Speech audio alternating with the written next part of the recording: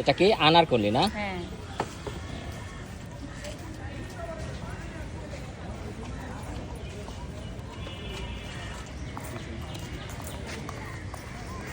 এটা কি দিচ্ছেন?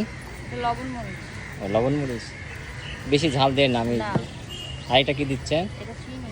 হ্যাঁ চিনি চিনি না? এটা মিষ্টি না, এটা অনেক বেশি টক।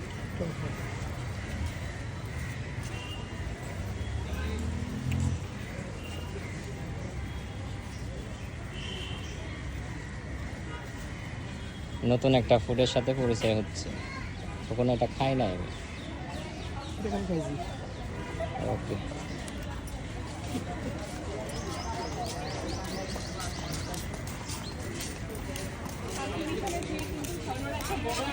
কয়েক বছর থেকে তো অনেক